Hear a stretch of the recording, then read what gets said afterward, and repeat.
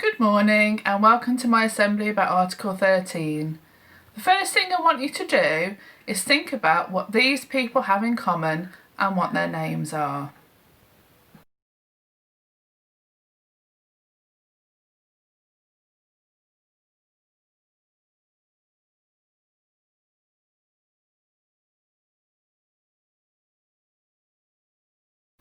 How many people did you get right?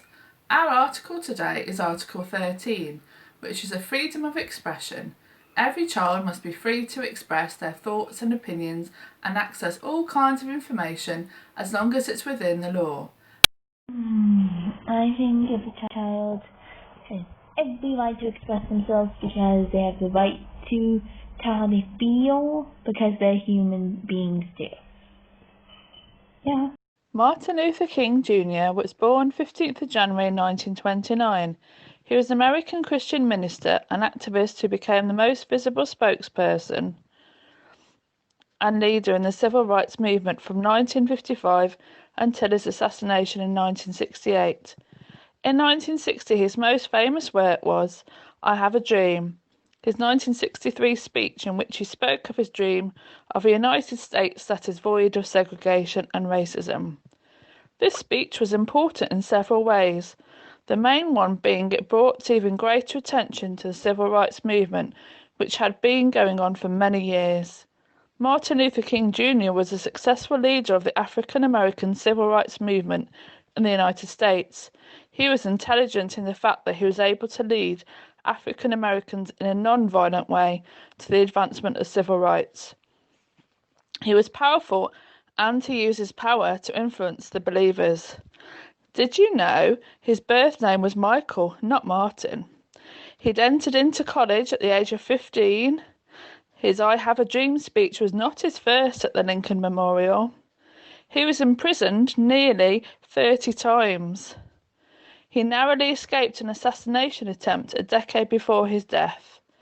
He strongly believed all men are created equal and should enjoy the same rights and privileges. If he was alive now, I think he'd be rallying in every city that faced inequality and injustice. And that's from Brooklyn. I totally agree with you, Brooklyn. Fantastic research. Here are some powerful quotations researched by Tyler about the freedom of speech. The greatest lesson those kids learned today was the importance of free speech. Education begins the moment we see children as innately wise and capable beings. Only then can we play along in their world.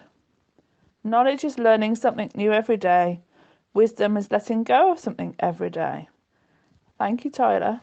Enjoy reading Bill's poem by yourselves.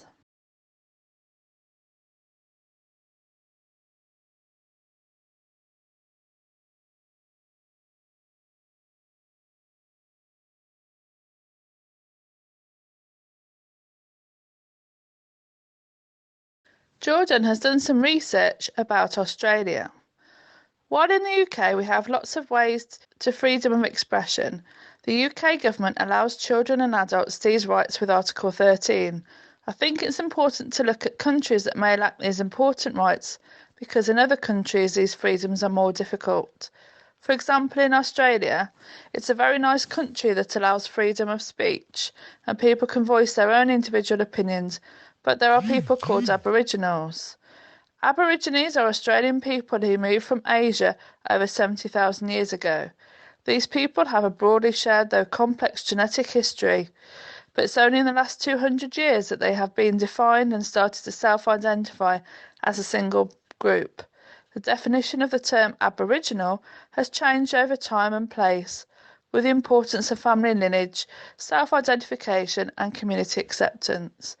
For more than 2 centuries, Indigenous people in Australia have been resisting attacks on their lives, land and culture. Aboriginal people continually have their working rights, land rights and welfare rights undermined and attacked.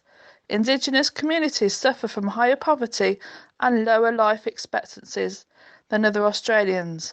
They deal with routine racist violence and abuse, including at the hands of the police. There is an ongoing outrage of Aboriginal deaths in police custody.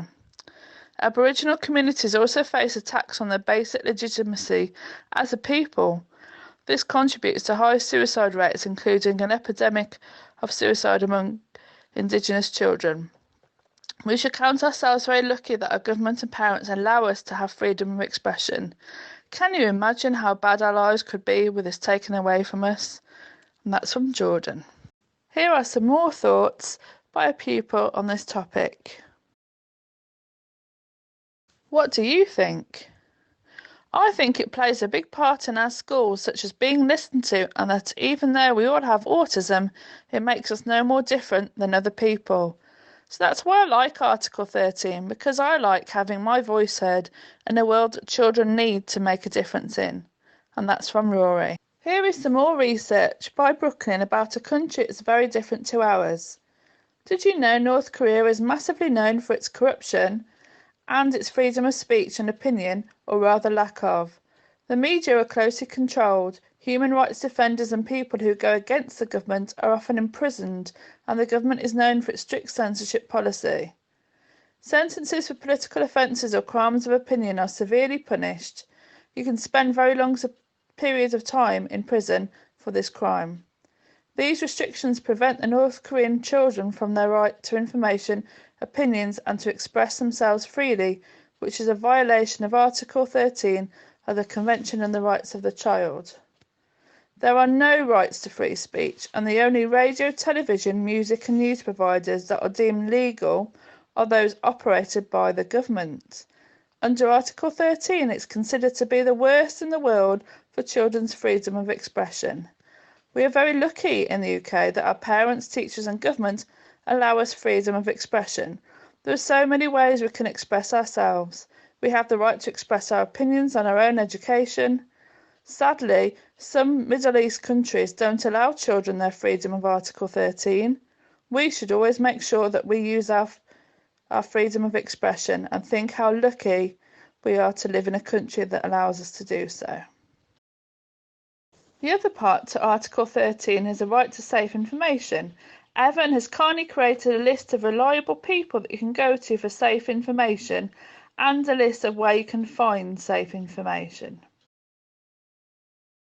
And finally, here's a lovely poem by Linda on the right to find and share information.